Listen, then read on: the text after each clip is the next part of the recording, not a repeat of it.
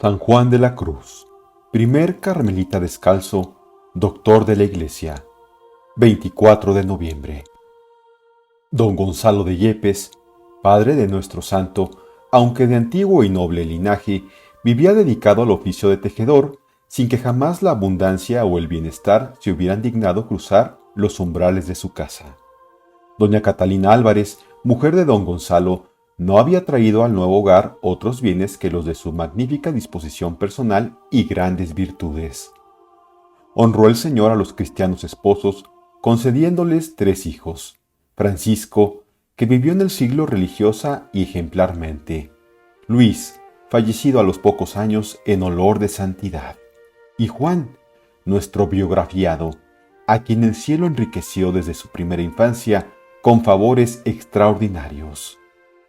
Juan había nacido en Fontiveros, de la provincia de Ávila, y había aprendido enseguida a ejercitarse en el sufrimiento y la privación sin que su alma se doblegara bajo el peso del dolor. Tendría el niño 5 años cuando, un día en que jugaba con algunos amigos, resbaló y cayó en una laguna cenagosa en la que comenzaba a hundirse.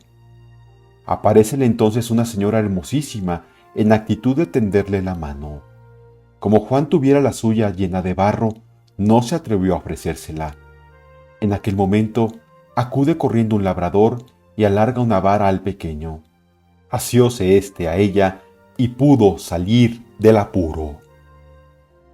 Presto enviudó la madre de Juan, por lo que después de muchos traslados en busca de labor, fue a residir a Medina del Campo. Creció entre tanto el niño en edad y virtud, y señalóse de tal manera por su ingenio y piedad, que don Alonso Álvarez de Toledo, administrador del hospital de Medina, quedó prendado de él y se lo pidió a su madre para que sirviera en el hospital, ofreciendo darle alimento y estudios. Convino en ello la madre del muchacho. Juan pasó a servir al hospital y al mismo tiempo estudió en el colegio de los padres jesuitas. Progresó mucho en gramática, retórica y filosofía, desde los 14 a los 20 años, pero mayores fueron sus adelantos en piedad y en virtud. En esta época de su vida, y hallándose sirviendo en el hospital, ocurrió otra milagrosa intervención de Nuestra Señora en favor de Juan, a quien guardaba con particular cuidado para grandes empresas de la gloria de su divino Hijo. Había en el patio de aquel benéfico establecimiento un pozo profundo y sin brocal. Un día, sin que nadie lo advirtiese, cayó en él el santo enfermero. Llegáronse algunos a la boca del pozo y le vieron sobre las aguas. Alargáronle una soga y, asido a ella, salió muy alegre. Preguntáronle cómo no se había ahogado, a lo que respondió con sincera humildad: una señora, que yo creo era la Virgen María, recibióme en su manto al tiempo de caer y me ha sostenido sobre el agua hasta que habéis venido a sacarme. Vocación religiosa. Su bienhechor, don Alonso Álvarez, le inclinó al sacerdocio y ofreció darle capellanía y rentas. Oportuna ocasión era esta, humanamente hablando, para dar nuevo lustre a su familia venida a menos. Pero aquel mozo de 20 años soñaba con vida más austera. No sabía aún hacia qué punto dirigirse y esperaba confiado la divina inspiración. Y llegó el día en que el Espíritu Santo sopló en el alma del virtuoso mancebo. Una voz le dijo interiormente: me servirás en una religión, cuya perfección antigua ayudarás a levantar. No entendió lo que el Señor pretendía con estas misteriosas palabras. Solo dedujo de ellas que le llamaba a vida religiosa. ¿Pero dónde? ¿Con qué regla? ¿En qué orden? Dios revela a veces directamente su voluntad a las almas, pero con más frecuencia se sirve de las circunstancias para manifestar sus designios. Los carmelitas de la Observancia fundaron al poco tiempo en Medina el convento de Santa Ana. Juan se fue un día a visitarlo. Allí se le hicieron más precisos los ecos de la misteriosa voz.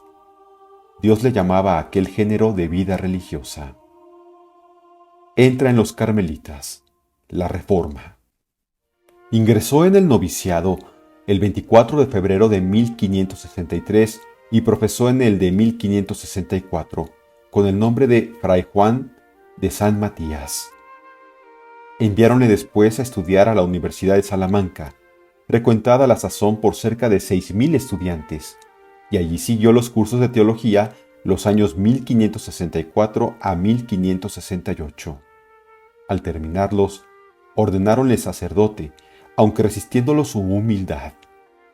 Mientras celebraba la primera misa, sintió clarísimamente que Dios le otorgaba la insigne merced de confirmarle en gracia. Deseoso de mayor quietud y soledad, tramaba pasarse a la Cartuja. Por entonces había comenzado Santa Teresa de Jesús la reforma de las carmelitas y buscaba sujetos que principiasen la de los religiosos. Tenía ya ganada la voluntad del prior Fray Antonio de Heredia, pero a su juicio no era el hombre elegido de Dios para aquella empresa. Importunaba al Señor con insistencia para que se lo descubriera. Cuando el padre maestro Pedro de Orozco le presentó a Fray Juan de San Matías. Noticiosa Teresa de la ejemplar vida del joven religioso y de sus admirables disposiciones, declaróle sus intentos y añadió: «Tened paciencia, Padre mío, y renunciad a pasar a la Cartuja para ocuparos en preparar la reforma de nuestra misma orden». Pronto ganó Santa Teresa la voluntad de Fray Juan. Rebosando de gozo y comparando la estatura de Fray Antonio, buen mozo, con la de Fray Juan, que era más pequeño, exclamó con donaire: «Adelante, ya tenemos fraile y medio para dar principio a la reforma». Entretanto, don Rafael Mejía Velázquez ofreció a la santa una casa en la aldea de Duruelo. Partió al punto Fray Juan con un albañil, mientras el padre Antonio iba a resignar el cargo de prior. Del portal de la casa hicieron capilla. No pusieron en toda ella más adornos que algunas calaveras y cruces de palo rústico. El coro era un desván que recibía luz por un agujero abierto en el tejado y a donde solo se podía entrar de rodillas. Debajo del coro estaba el dormitorio. La antigua cocina, dividida en dos, servía de cocina y comedor. Un tronco era la mesa, un cántaro roto la botella y unos cachos de calabaza los vasos. Dispuesto ya el monasterio, bendijo Fray Juan el nuevo hábito que le dio Santa Teresa. Vistióselo, determinó andar sin sandalias, alpargatas o cosa alguna que protegiese sus pies y celebró la Santa Misa. A los pocos días llegó Fray Antonio de Heredia con un hermano de coro.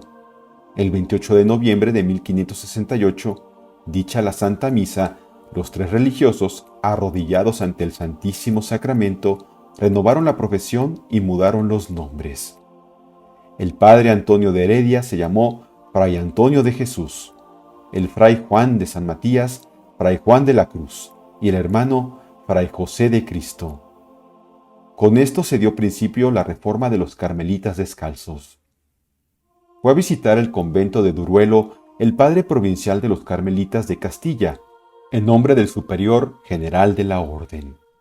Aprobó todas las disposiciones tomadas y nombró por prior al padre Antonio de Jesús, por superior al padre Juan de la Cruz y portero y sacristán a Fray José de Cristo. Pronto acudieron novicios en tal número que fue menester trasladar el convento a Pastrana.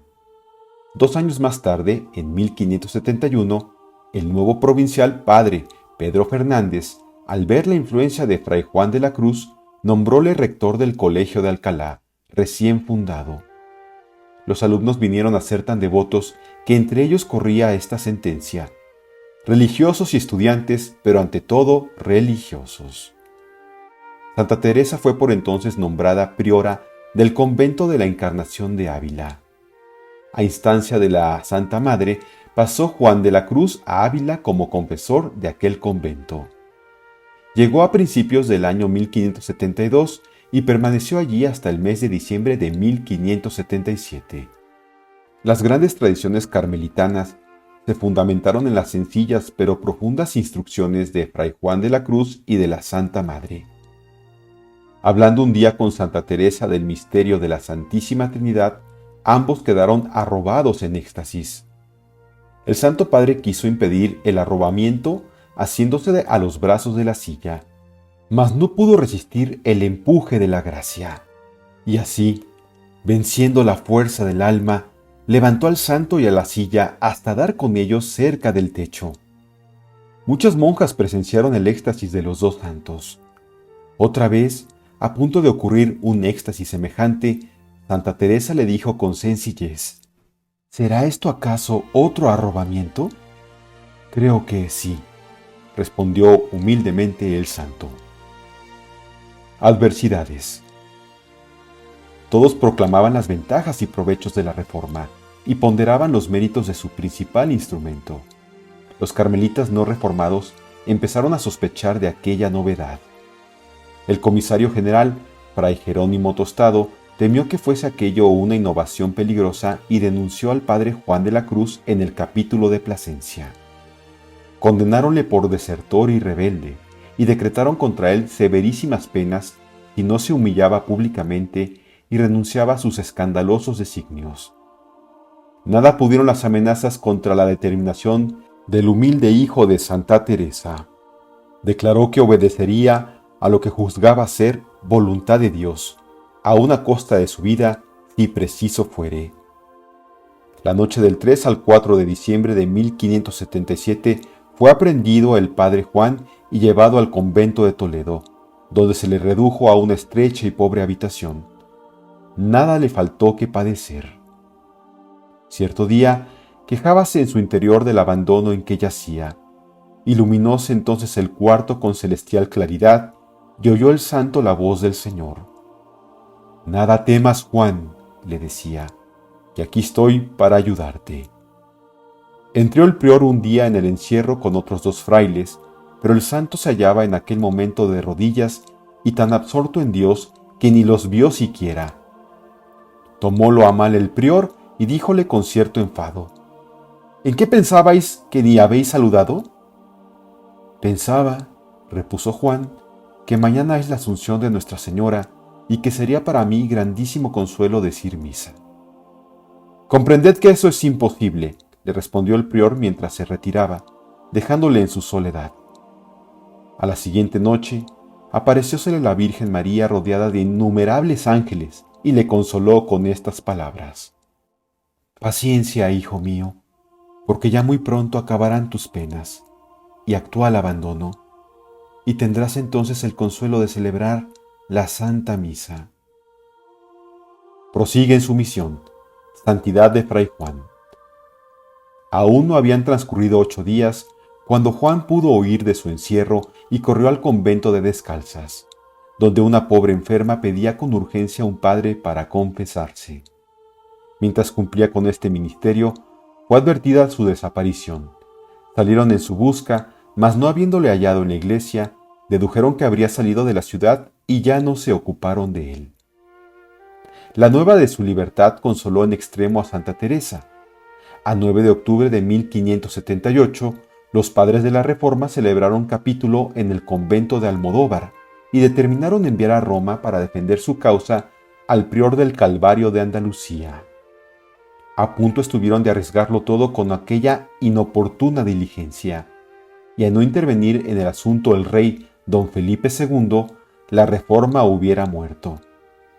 Después de muchos pasos a instancias, aprobóla Gregorio XIII con breve de 27 de junio de 1580, pero solo 7 años más tarde, en el de 1587, permitió Sixto V a los carmelitas descalzos formar provincias separadas de las de los observantes.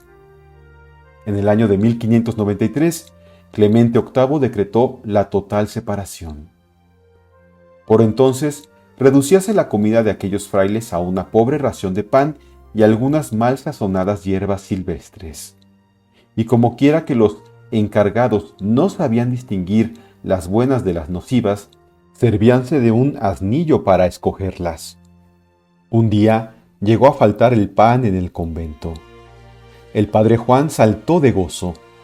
Hizo un bello sermón a los frailes en el comedor y todos ellos se retiraron casi sin probar bocado, felices de haber entendido cuánto vale la pobreza religiosa.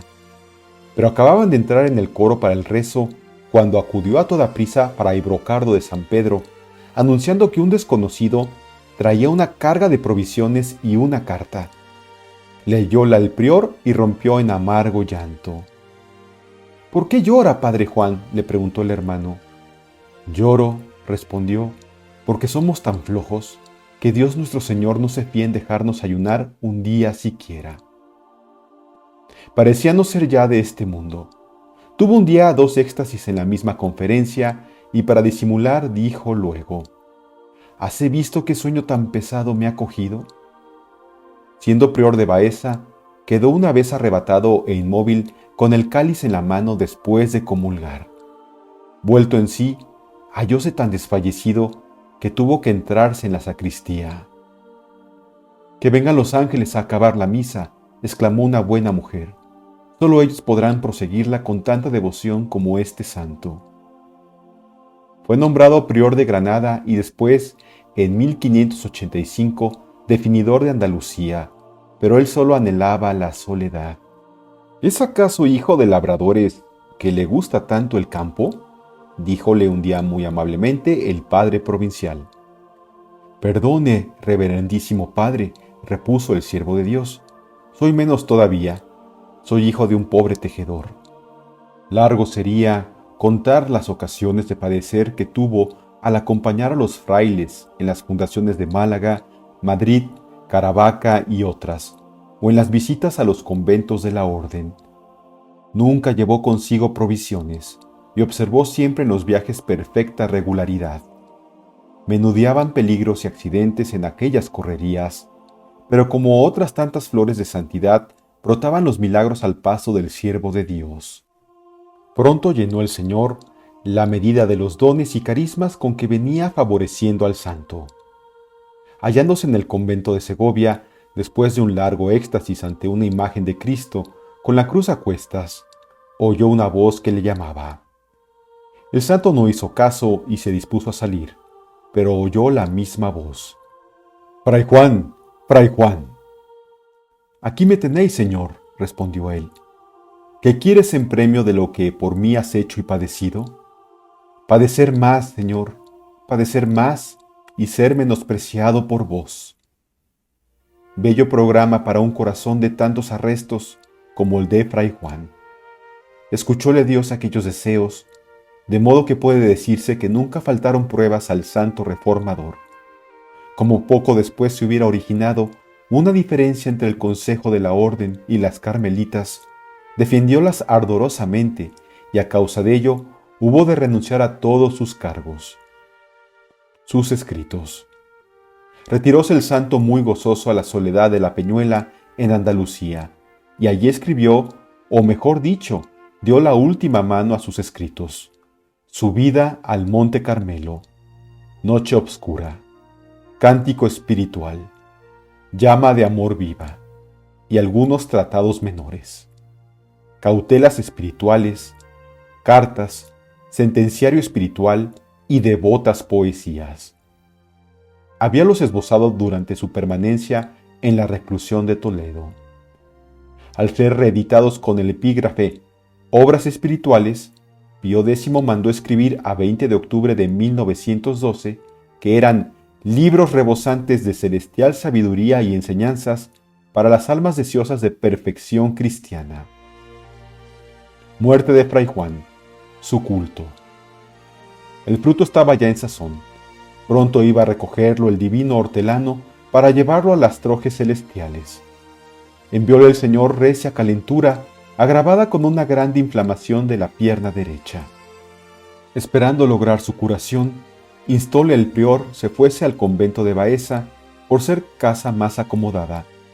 Mas como él deseaba padecer, eligió un convento pobre, el de Úbeda, y allí fue en compañía de un hermano. Con el viaje se agravó la inflamación de la pierna, que reventó por 5 bocas en forma de cruz.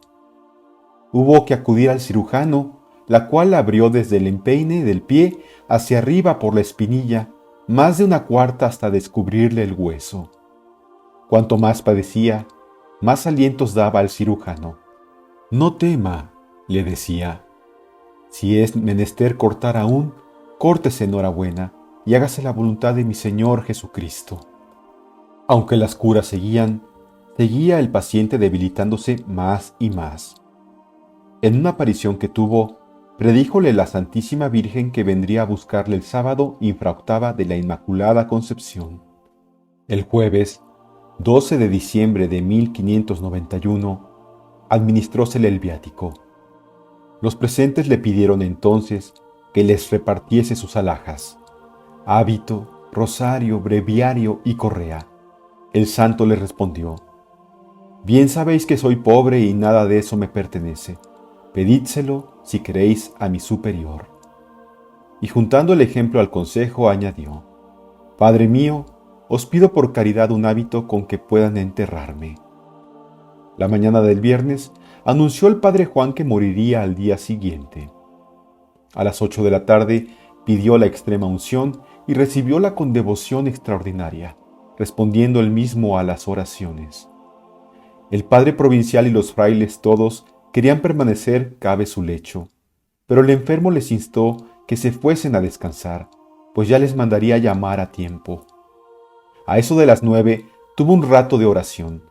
Después, sentado en la cama, rezó algunos salmos alternando con el hermano enfermero, y mandó luego le leyesen algo del libro de los cantares.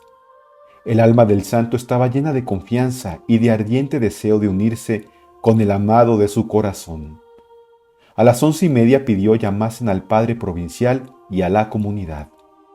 Acudieron al punto los frailes y, puestos de rodillas, empezaron a rezar las oraciones de la recomendación del alma. En esto dio el reloj de las 12. Un hermano salió a tocar maitines. «¡Gloria a Dios!», exclamó el enfermo al oír las campanas. Pasó luego mansa y amorosamente los ojos por los presentes, como si quisiera bendecirlos con su mirada, y besó fervorosamente los pies del crucifijo, y habiendo dicho: «Señor, en tus manos encomiendo mi espíritu», entrególo dulcemente. Murió a la misma hora que había anunciado el día 14 de diciembre de 1591, a los 49 años de edad y 28 de religión, de los cuales 23 en la Reforma. Obráronse su sepulcro milagros sin cuento, tanto en Úbeda como en Segovia, a donde se trasladaron las sagradas reliquias. Beatificóle el Papa Clemente X el 21 de abril de 1675 y lo canonizó Benedicto XIII el 26 de diciembre de 1726. Por razón de las rúbricas de Navidad, Clemente XI mandó que se celebrase la fiesta el 24 de noviembre. Clemente XIV la estableció con rito doble. El 24 de agosto de 1926, en atención a la sublimidad doctrinal de los escritos de San Juan de la Cruz, Pío XI le proclamó doctor de la Iglesia.